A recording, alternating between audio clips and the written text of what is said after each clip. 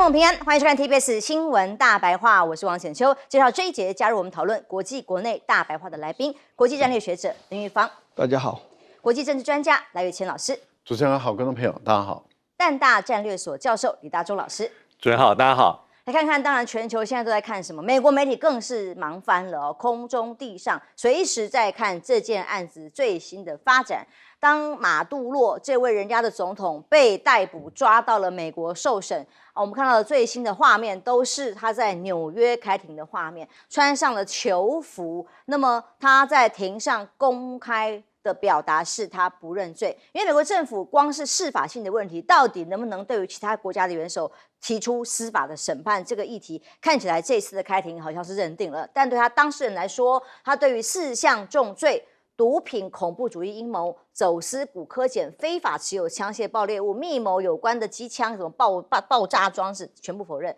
他说：“我是无辜的，我没有罪，我是一个正派的人。尤其我仍然是我们国家的总统，我是战俘，是被俘虏、被绑架到你们国家来的。”那么马杜洛被押送的过程当中，被很多媒体形容近乎是羞辱的哦。从一开始戴着眼罩啊，到后来押解途中，连上囚车的路上几乎是得跪爬着哦，才有办法上去。那因为还有手铐脚镣，所以他的行进非常的困难，而且他跟他的第一夫人的太太身上看起来都有伤。你看，光要爬上那个囚车，举步维艰的困难，是被推着才能上去的。像这样的画面，就是要给他难看或羞辱嘛哦。尤其白宫的羞辱动作，还不只是在庭上给他的表现而已。看看他还在白宫 PO 的影片。过去他很像美国的画面，现在被拿来嘲弄了。看看画面。Venga por mí, aquí lo espero en Miraflores, no se tarde en llegar, cobarde. Like I don't understand yet how they haven't figured this out, and now if you don't know, now you know, because this is the way it's going to play out. And I think people need to understand that this is not a president that just talks and does letters and press conferences, and if he says he's serious about something, he means it. But don't play games. Don't play games with this president's in office because it's not going to turn out well. 就是川普很嗨啊，甚至美国部分的民众现在也很嗨，就是说，哎呀，呛川普来抓我那个懦夫，结果把你抓来了吧，现在把你狠狠的羞辱了吧。甚至《纽约时报》有个报道说，马杜洛为什么最后会被直接用这么激烈的行动把他逮捕呢？就是因为这件事情，他在跳舞的画面。他当时呢，对于川普继续轰炸他海上的船只表示不屑一顾，甚至跳这个舞啊，叫做 No Crazy War， 不要疯狂的选举等等，的战争等等，被认为是在嘲讽川普，所以川普看得很不开心，才直接下达这样的命令啊！你看那个对比的画面。就是在跟川普的画面动作是一样的。那么川普多开战场吗？打完了这个委内瑞拉，把人抓起来，掌握油田，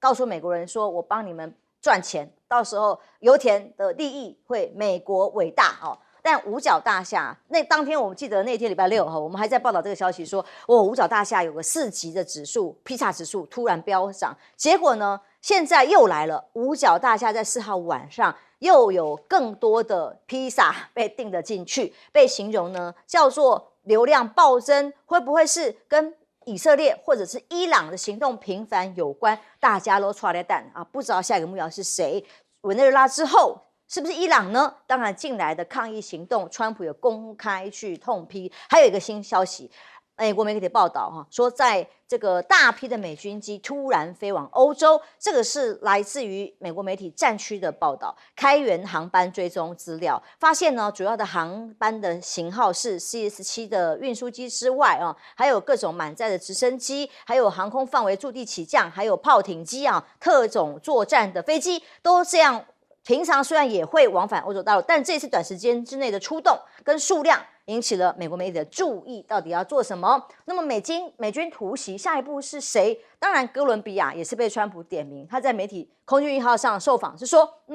哥伦比亚也病得很重了如果采取类似对委内瑞拉的军事干预，我觉得听起来很不错。那哥伦比亚的总统回应了，听听他怎么说。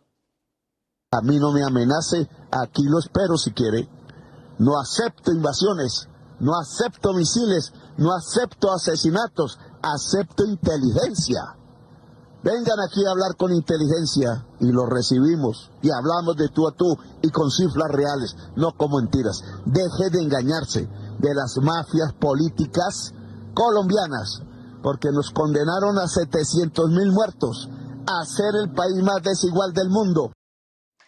他就是强硬到底，你不要以为我们好欺负，我们一定会对抗到底。所以下一个到底是谁？川普像这样志得意满，甚至很轻佻的在对几个国家点名，点名的对象里当然还有格陵兰。从他一上任就宣布他想要格陵兰的油田啊、资源啊等等。当这个马杜洛一抓到了，当时就有一位幕僚米勒前幕僚、副幕僚长，他的妻子就发了一个图。把格陵兰的地图贴上了美国的国旗，同时上面写 "Soon"， 快了，快了，快了，所以让外界质疑说：哇，这真的是全体集体的摇滚啊！每一个国家、每一个官员，甚至家人，都可以把别的国家随便要侵略、要拿下来都可以啦。川普重申有意接管格陵兰，所以我以为大家正常应该会谴责一下，说：哎呀，这个是过度联想，没有。他在回应记者的问题的时候，他回应，的确是个好主意哦。甚至格陵兰，它有很多是美国需要的东西，所以我们的确需要它，所以想要它，这样格陵兰总理尼尔森也发文回应了，他说够了，停止施压，停止影射，停止兼并的幻想。那美国只敢欺负弱小吗？那从他上任以来，虽然川普自称是一个和平的维护者，想要拿诺贝尔和平奖，但目前为止盘点一下，根本就是向全世界开火。1年不到的时间，对于7个国家发起了军事行动，包括了也门、叙利亚、伊拉克、伊朗、索马利亚、奈及利亚、委内瑞拉。所以呢，在这个网站上面，新闻网的形容是，在美国优先的大旗之下，美国向全世界开火，但是当然有选择性的，只敢打那些没有办法还手的弱小吗？赖老师，我觉得如果按照卢比奥所讲的那个话，就很显然他是匹夫之勇啊，这个川普也是匹夫之勇，只因为马杜罗的这个舞蹈在嘲笑川普美国川普就下了一个这么大的决心。开始对马杜罗实施绑架的一个行动，这个是一个非常典型的一个绑架行动，这是不可取的为什么？因为这样的一个行动，虽然说在军事行动这个部分它成功了，可是您刚刚讲的没有错，就是因为委内瑞拉是被制裁了10几20年，也被封锁了10几20年，所以它的经济是落后的，它的科技是落后的，它甚至从俄罗斯从其他的地方要获得的武器弹药跟武器装备都是非常的陈旧，很落后。也就是说，俄罗斯能给他的也就是旧的东西，而且之后由于俄国考虑到美国的因素，再也没有给他更新的装备，所以等于是委内瑞拉它本身的防空系统、防空导弹还有空军各方面都是已经是陈旧不堪了。那么这样的一个情形下，你还出动150架的飞机，包括2款的隐身战机也包括战略轰炸机，然后再包括预警机、电子干扰机，你把炸了这么多的一个地方，炸了上百个军事基地，导弹、雷达等军事基地都炸了，最后开出一条通道。然后再用低空的方式把整个马杜罗附近的安全的系统全部都把它摧毁，然后再去把人抓走。军事行动是成功的，但是问题就在于，特朗普现在在国内面临的就是违法的问题了，因为他违反了侵犯了美国国会的职权，他违反了美国的宪法的规定。然后他在国际上违反了联合国宪章，已经被直接指明的就是违反联合国宪章的第2条第4款，而且他也本身也违反了联合国安全理事会的规定，也就是你一个对外的军事行动要经过安全理事会的授权，你完全没有被授权。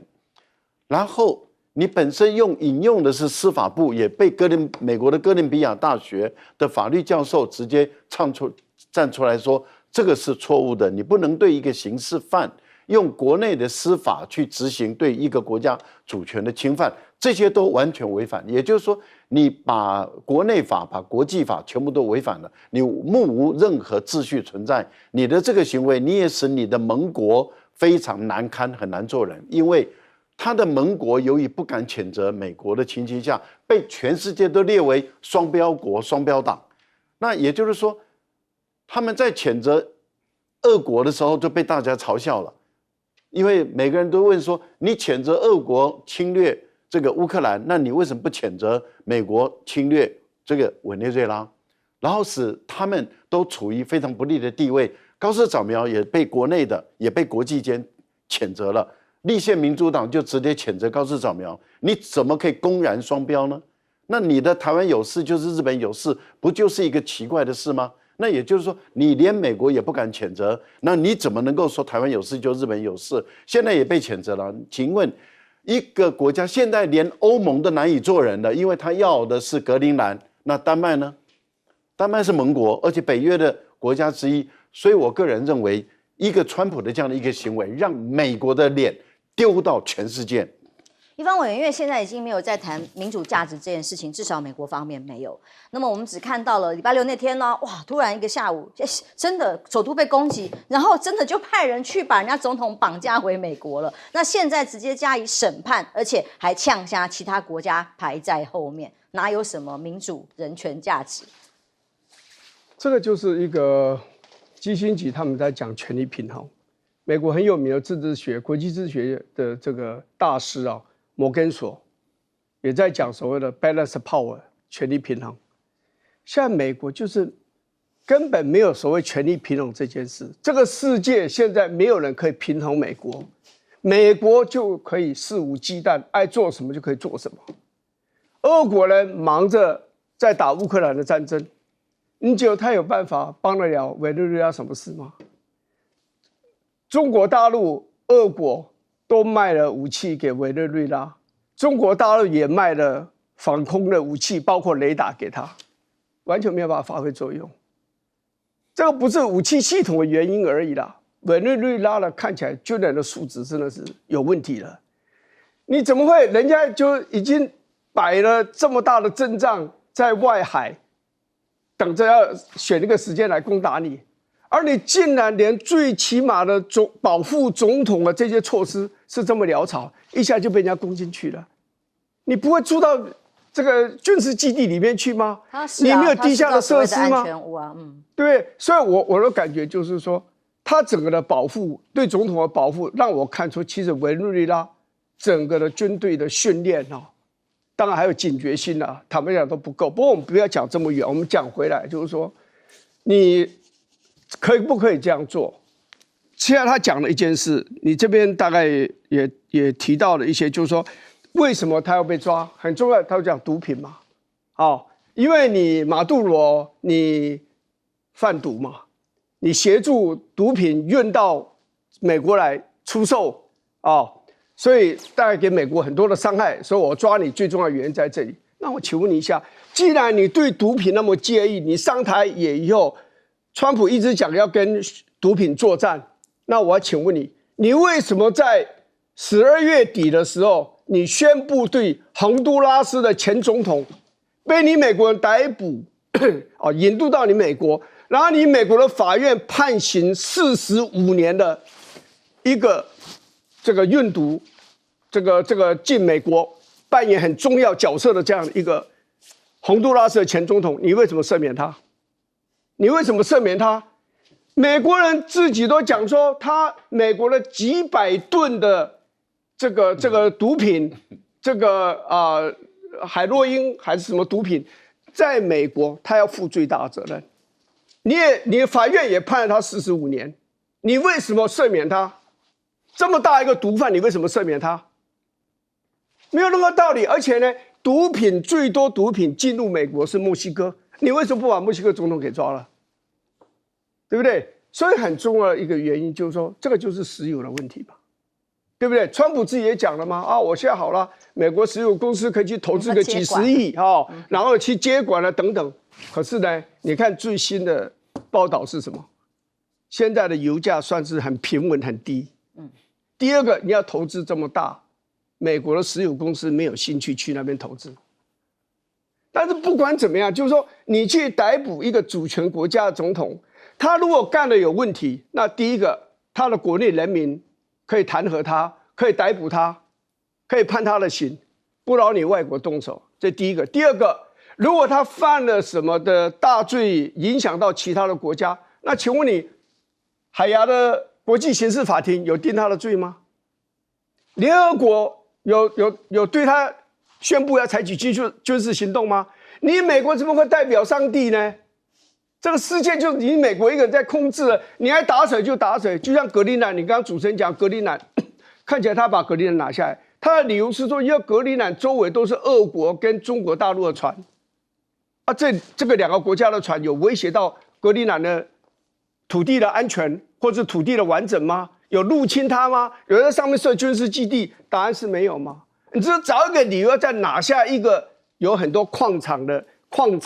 然后战略地位很重要的一块土地而已嘛。所以美国这种做法，我是觉得，坦白作为知识分子，因为国际政治的研究的学者来讲，我是非常的看不起，而且非常的怨恨的。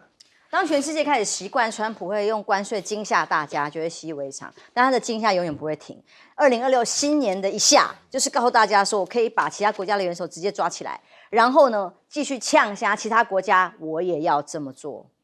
我想这就是川普的一个很明显、旗帜鲜明的一个风格哈。那第一个就是川普还是很精算的，他希望用最小成本有最好的一个收获。好，所以我想直接动武把这个马杜罗抓回去美国受审，应该是他的中策。上策当然是你就在我压力之下自动退位，那我们就可能就算。那下策才是像过去的，对于比如说对于这个伊拉克啊，对于利比，对出兵，我直接出兵，而且我可能要占领一阵子，那扶植我所认为的所谓的民主的政府。可是呢，他是快速的进入，抓走之后就出来。啊，这个是还蛮符合川普的一个计算的。那从这次任务之后，其实这几天被川普直接所点名的，包括在那天记者会里面，其实我觉得就3个国家了：哥伦比亚、伊朗，有的是记者问他，还有所谓的这个格陵兰。但这3个里面呢，今天有新闻说这个大披萨指数哈，我觉得格陵兰这动武的机会是最低哈，因为它毕竟是属于丹麦，丹麦又是北约的盟国，还是属于一个民主的国家哈。那全世界会怎么看你跟你攻打这个事情？委内瑞拉还是不能够这个相提并论的事情。而且我刚才还特别想到说，我们国际关系有个铁律啦，就是理论上的铁律叫做民主和平论。就从历史的证据、从统计数据，还有从一些理论的基础来说，民主国家基本上不太会互相开战，所以这个难度是很高的。但是呢，伊朗有没有可能？哥伦比亚有没有可能？我觉得如果硬要比较哥伦比亚或是伊朗的话，我觉得伊朗可能性还大一些，但是不代表说一定会。为什么？看这一次打委内瑞拉，我觉得川普还是冒的一个风险。假设这次任务有闪失，比如说飞机被击落，比如说他的三角洲部队有人阵亡，就不会那么圆满。而且这次行动，根据那一天记者会里面参谋首长联席会议主席，他其透露出很多的细节，准备好几个月，模拟等等。最后有这样的成果，要把这样的成果复制到伊朗、复制到哥伦比亚很难。再者，哥伦比亚的总统他是左派，跟他唱反调，但是他跟马杜罗不同，马杜罗是早就被美国司法部门定罪通缉的，哥伦比亚这位总统是左派，他并没有这样的一个法律的基础，让川普尽可能可以师出有名，我觉得没有。那伊朗又是另外一个完全不同的 case， 所以这种准备，我觉得还有一个准备是有可能，假设有什么状况，再一次的对委内瑞拉还是有可能。因为对美国的行动呢，联合国紧急召开了安理会。那么这场安理会里头，中国大陆公开的3度连续的谴责美国。那么他的发言呢，是由中国常驻联合国临时代办孙磊塔说的。他说有4个严重的问题，听听他怎么说。美国作为安理会常任理事国，无视国际社会严重关切，肆意践踏委内瑞拉主权、安全和合法权益，严重违反主权平等原则，严重违反不干涉内政原则，严重违反和平解决国际争端原则，严重违反在国际关系中不得使用武力原则。这些原则是联合国宪章的根本要义。在联合国开了这个会议之后，有6国共同谴责，可是然后呢，好像也没有然后。美方的驻联合国大使特别的强调，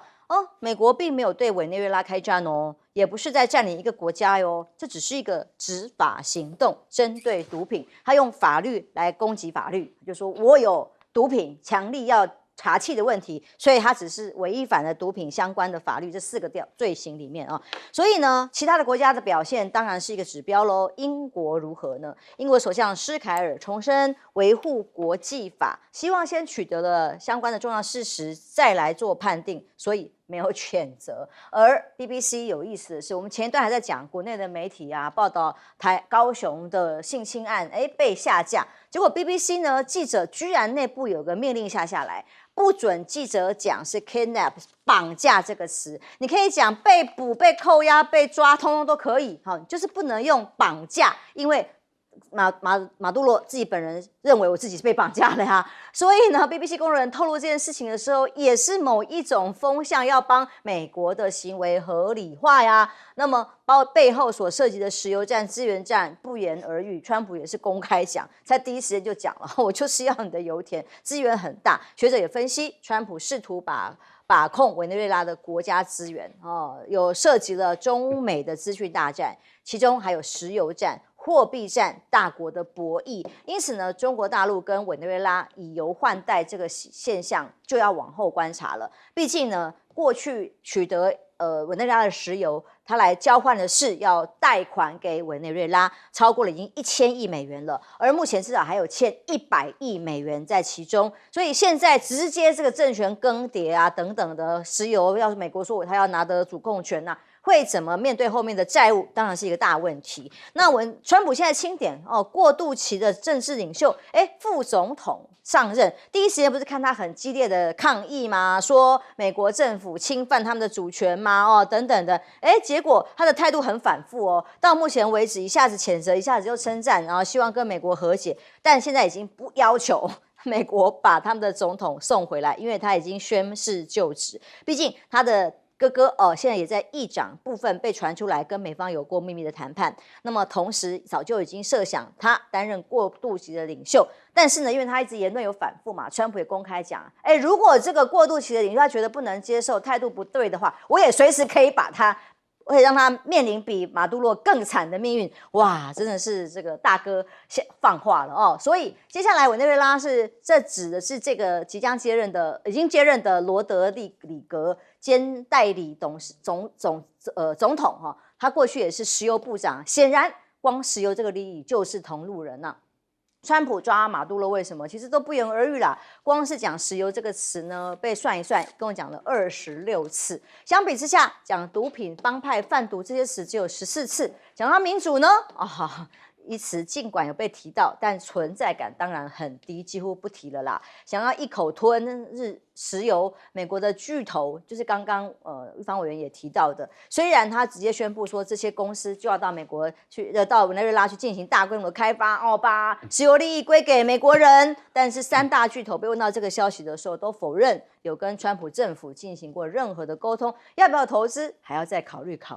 当中有人发大财，因为这个行动没有人知道啊。我们在观察什么披萨指数的时候，谁知道突然美国就半夜攻击人家首都，把他总统抓了呢？但是有人知道哦，加密货币预测平台这个 Polymarket， 哇，出现了很强大的内线交易，谁可以这样压啊？赌盘那个压到这样，居然有神秘账户在斩首行动前夕精准压住马杜罗下台，这个账户存进去的钱，哇塞，这个金额很惊人，直接1周的报酬率高达1242%。你看这个数字惊人到赚翻了的，到底是谁那么神奇的预言呢？网上疯传这个神秘账户应该就是川普的小儿子吗？川普一家永远上任之后就是发财发不完，各种状况都有。戴老师，在安理会马上就开始讨论有关于美国的违法的问题。美国的大使当然一定是强调他们没有违法，他们没有违反战争法但是我们来看一看英国的雷丁大学的教授认为说，你出动了150架的各类型的战机，然后你炸毁了这么多的军事基地，你打死了上百个人至少接近100个人，这是最保守的估计，一般估计会超过100多个人以上。他说这个就是一个战争行为，你不能够说我今天出动这么多这么大规模的一个战机，然后也出动1万多人守在这个委内瑞拉的外海，然后提供支援，你不叫战争行为。接着，斯坦福大学的教授也认为说，这个就是一个战争行为，你不能说你这个只是一个执行美国司法的一个行动，更何况就是我们看到哥伦比亚大学的教授也站出来。他说：“你卢比奥说你这是执行美国司法部门的一个行动，结果你去逮捕一个国家的总统，你的司法管辖权管到一个国家的总统去了。接着，川普就说他已经派卢比奥去管理统治这个委内瑞拉。他说这个就是违反联合国的整个法律行为，这个是已经公然的违反法律。所以美国的这个大使在联合国安理会的辩护里面很显得苍白无力，因为全世界都知道你违反了整个联合国宪章，违反了整个国际公法，但是美国还敢这个理直气壮的说我没有，我只是一个这个执行司法的行动，这简直是可笑到极点。但是更可笑的地方是在于，竟然美国的盟国没有人敢出来指责美国。这个相对来讲，俄罗斯被全世界谴责。我所谓的全世界是指的是美国的盟友谴责俄罗斯，然后美国的盟友竟然没有人敢谴责川普，你就可以知道美国的盟友在这一次中脸丢尽了，而且被全世界都认为这些是一个双标的无耻的一些国家，所以西方国家在这一次里面道德真的是整个破灭了。那我们来看看美国川普说我要的就是这个委内瑞拉的石油，那有人问说你美国的石油还不够多吗？他说不对，不一样。为什么？因为美国的石油是轻石油，它提炼出来的是汽油，但是委内瑞拉的石油是重石油，它提炼出来的是柴油，还有最重要的是附加产品，就是沥青。沥青是美国要推动基础建设，我们要盖高速公路，我们要盖很多马路，最重要的东西就是沥青。所以委内瑞拉本身不但是储油量在全世界排名第一，它的重石油是美国人所要的。可是川普要拿下委内瑞拉的重石油的时候，问题是在于美国的石油商到目前为止不敢因为这样的一个动作，他就马上进去投资了。为什么？因为第一个，美国的部队没有派进去，美国也不敢派部队。为什么？因为他怕把部队踏进委内瑞拉的领土的时候，他的下场会是他在伊拉克或是在阿富汗的下场，也就是委内瑞拉的这些民兵组织改为游击部队的方式，不断的用袭扰，那你美国就卷入了另外一场你跟这个国家无止境的战争。10年后会不会又仓皇退出来？那他的这些石油公司，目前他们估计要投下几十亿美元，要3到5年之后才可以开始生产，因为一切的设备都太落后了。等到要开始生产的时候，会不会到最后美国人撤走了，那他们又血本无归？所以为什么川普他做完了以后，美国的石油商并不买单？当然，事实上现在最惨的当然是人民哦。不断传出来中间有枪战啊、总统府周边啊等等的，如何能恢复稳定？那么现在川普说了算，委员怎么看？这坦白讲，马杜罗当然不是一个好的总统了，没有错，他的国家的经济因为美国的制裁，所以他的经济做得很辛苦这经济的整个状况并不好。可是马杜罗本身大家第一个他不是很能干的人你就看他应付美国，人家大军都已经部署在你外海，随时都要进来了，他还在那上面要跳舞，认为不太可能发生的样子。所以他不是很能干。第二个呢，就是说他还是用相当程度的高压的手段在统治他的人民。他对付那个反对党、对付反对的人民的手段，坦白讲是违反民主国家的这样的一个做法的了所以你今天你的国家本身就没有办法团结。如果你是个好的一个总统，那就真的是人民会支持你，然后即使有美国的压力，大家还是能够团结。在那个状况之下，我想美国也不会随便敢进去打你。比如像古巴，你美国要打古巴，我相信他就不会那么顺利基本上来讲，古巴相对来讲是比较落后的国家，可是他们的领导人做的还好，所以他古巴完全对外开放，人家去观光那些，你去看很多那些观光人对古巴的那种批评，很少讲他的政治，譬如说高压政策啊等等什么是没有。所以也就是说，你今天一个国家哦，你要不想招来外患哦，你国家的领导者你要能够团结人民，好。而不是说你只有对自己的政党好，只有对忠于你的人好，那你的国家没有办法团结的话，你外面的这个灾祸就容易进来。但是不管怎么样子的说，就是说你今天的做法，美国的做法，川普应该讲川普的做法，某种程度当然是反映美国人的对拉丁美洲的心态。你干预人家的拉丁美洲的这种政治，也不是川普嘛。你看老布希的时候，你也是进军巴拿马，还死了这个大概这一两千人，然后你把人家总统抓了到美国审判，然后关在那边关了非常久，后来放出来以后，又答应法国引渡到法国去，又关了一阵子，就才回来，过几年死掉。就是说，这个巴拿马这个总统，当然他听说跟毒品都有关了哈。那我相信拉丁美洲很多国家的总统。大概跟毒品都多多少少都有一些关系，不主权国家嘛，人家有人家的法律那些，你不能说哦，他毒品卖到我美国来，我就延长我美国的长臂管辖，我就把我的手伸到你的国家里面去。那你像你这件事情，我刚刚讲洪都拉斯那个事情，你既然对毒品那么介意，你为什么赦免那个赫南德兹这位洪都拉斯的前总统？美国的法庭判人家45年，你川普一口气把他赦免，其实你知道是什么原因吗？都有原因，川普干的每一件事都有原因的。那个原因是因为他属于所谓的 National Party， 属于国民政党啊，国民的这个党，所以呢，他的意识形态他认为是属于比较接近右派，而不是左派。然后他以前也很会拍马屁啊，川普的第一任内，他也说了很多的赞美的话，这次选举选得很危险。所以呢，他要帮助这个 Hernandez，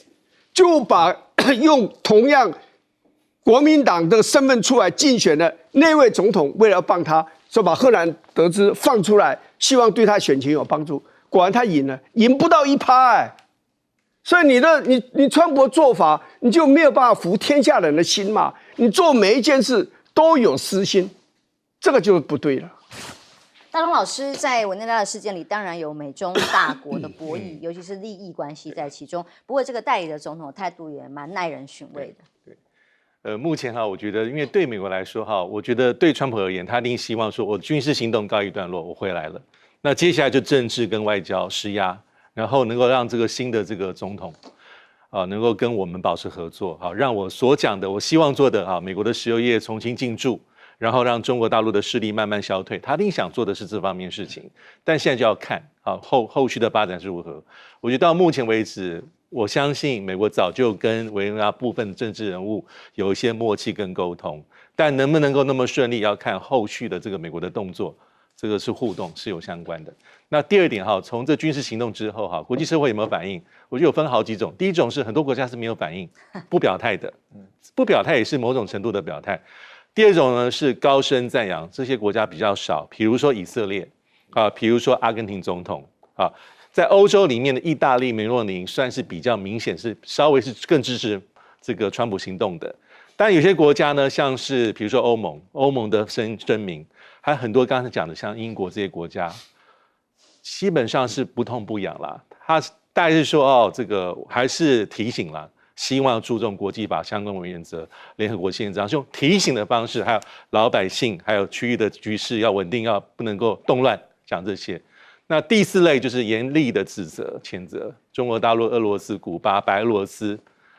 北韩，还有部分的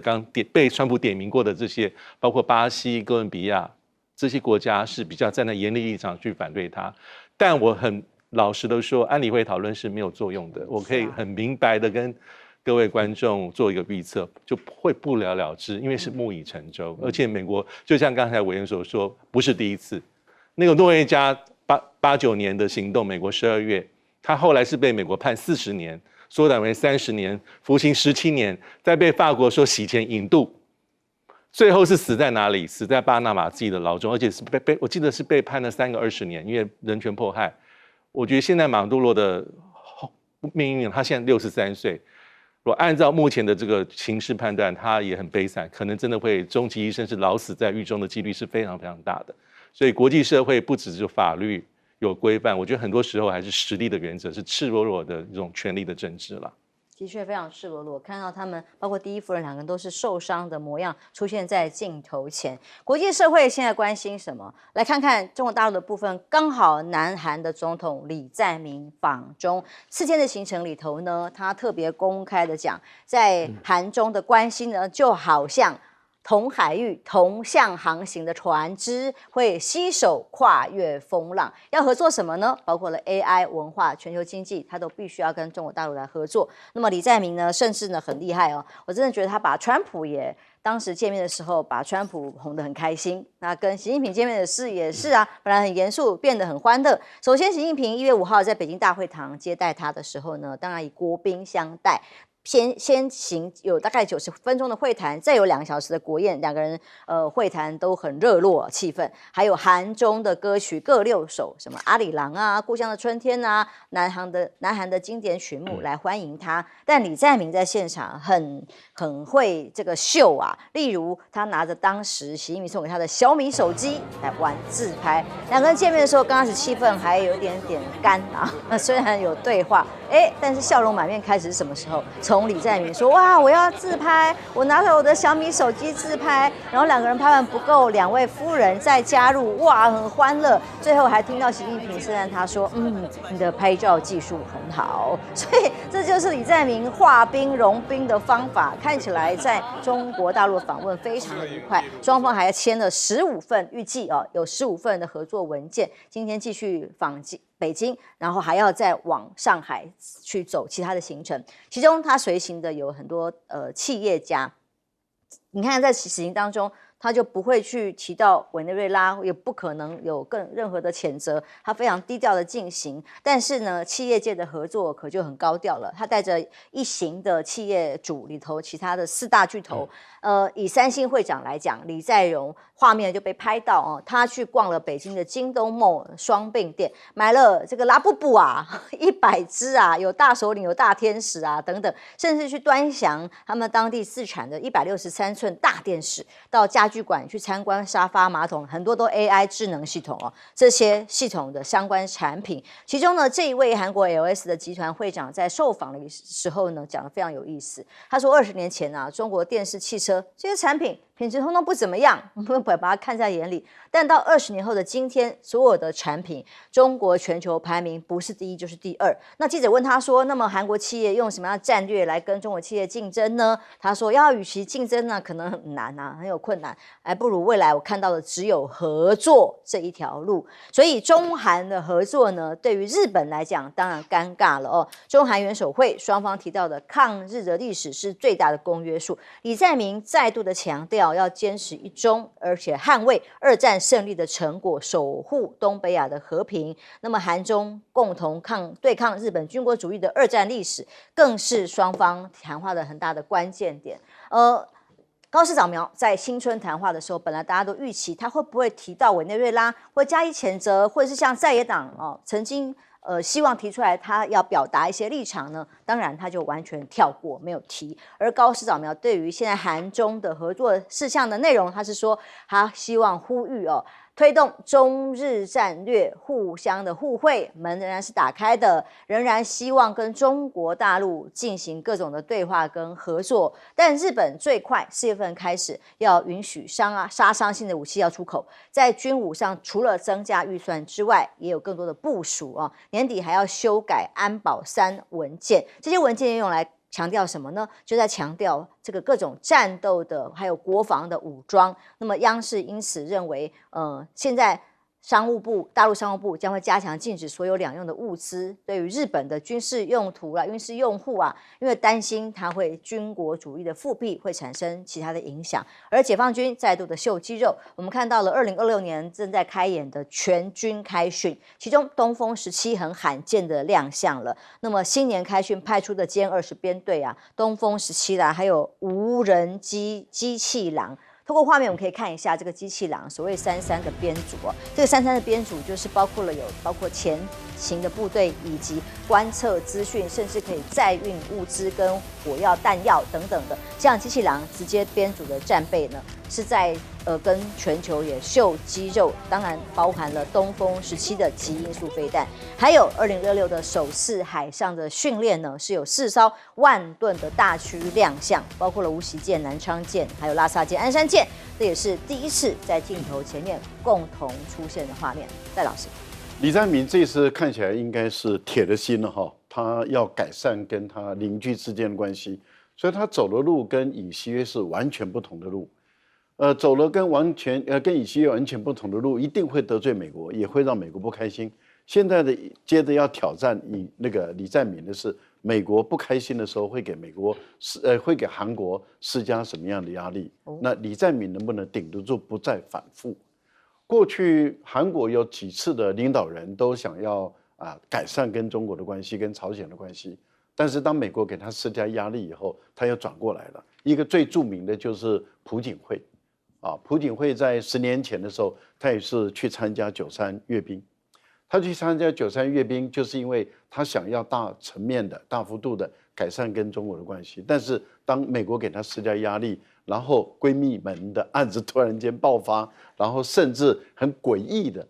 这个公司已经搬空的，竟然还有一个笔电留在公司的垃圾桶，然后记者刚好又去，然后找到那个笔电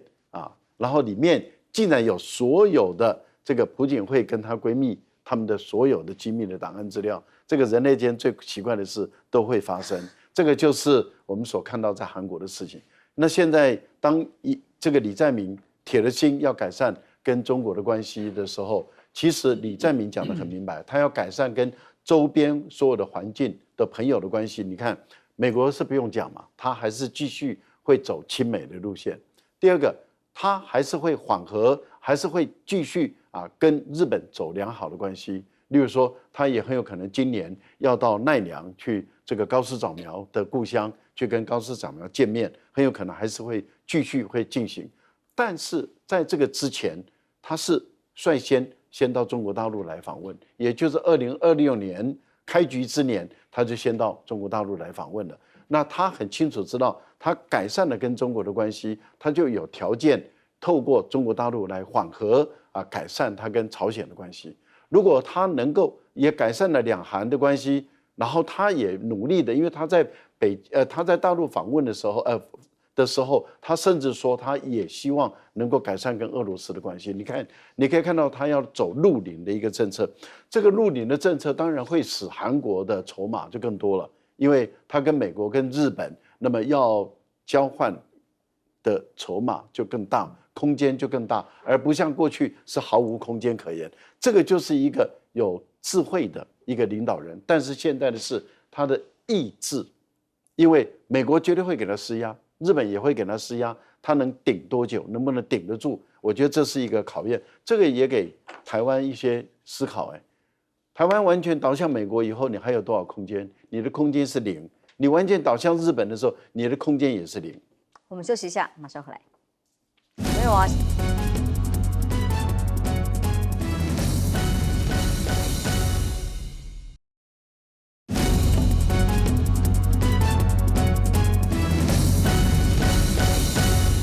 南韩总统正在访中，但是双方共同定调就是对着日本抗日的历史。那么日本方面说要开放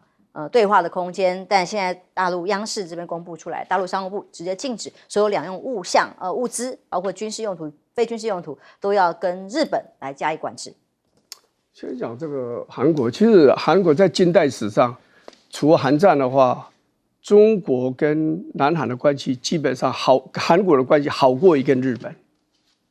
那1919年的时候，韩国的流亡政府就设在上海以后随着战争的发展，最后就到了重庆，所以在国民政府、中华民国政府的时候，那跟南韩的关系本来就是很不错，在抗战的时候大家携手抗日嘛，这样。不过所以韩国它的外交一定会比较灵活，也有一个原因，就是因为它有北韩的威胁，所以对南韩来讲，韩战的事情变得比较遥远。他如果跟中国大陆改善关系，让中国大陆不要去帮北韩太多，这对他来讲也是个保障。但是他的亲美的路线是会从头走到底的，因为他的这个军事的装备，甚至高科技对美国的依赖，还有市场的依赖，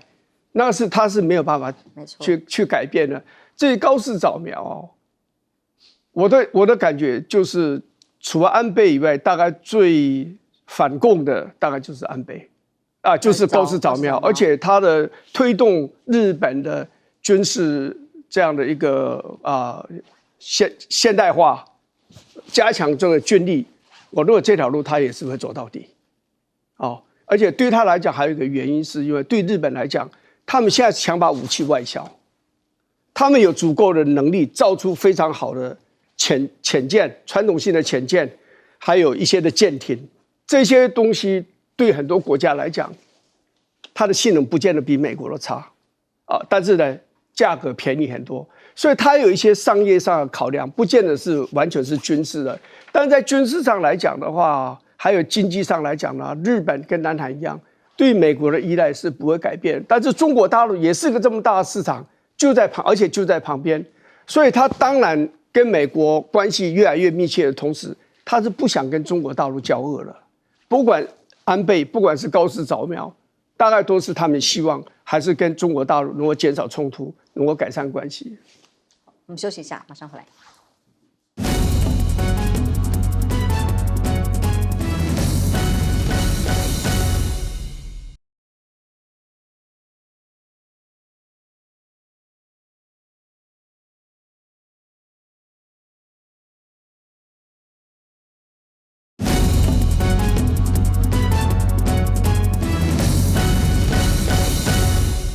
韩国总统正在访问中国大陆，指标是这次真的是蛮有这个历史性的关键意义。对，我觉得这一次对李在明来说还是非常关键哈，因为第一个是他上任才半年多哈，而且上一次韩国总统去对中国进行国事访问是2017年了，文在寅。那2019年文在寅又去过一次，不过那时候是工作访问，所以我觉得这是指标性意义的一个出访。那重点是呢，其实他特别讲，他要全面复苏中韩关系，意思讲直白话，就是要修补在尹锡悦政府执政时期中韩关系的快速恶化。当然这个是一个还是很艰困的任务因为李在明现在要走的就是一个比较平衡的政策，两边讨好，而且是要比较务实或是比较弹性。其实第一个是他跟美国关系不会坏，而且会更加深入，而且他跟日本关系也会慢慢走下去。但是他跟过去这个尹锡悦政府最大不同之处就是他自己讲的，他出访之前不是受到央视的这个专访，他说美韩同盟的深化不代表说我们要跟中国大陆对立，关系要恶化。他意思是有点是我可以同步的往前走，但在实务上当然可能会受到美国的一些在后面的一些软性的施压，这一定的，而且我觉得他会有预期，但他还是非常义无反顾的去，而且这个时间点如果根据媒体的报道，也是韩国希望坚持，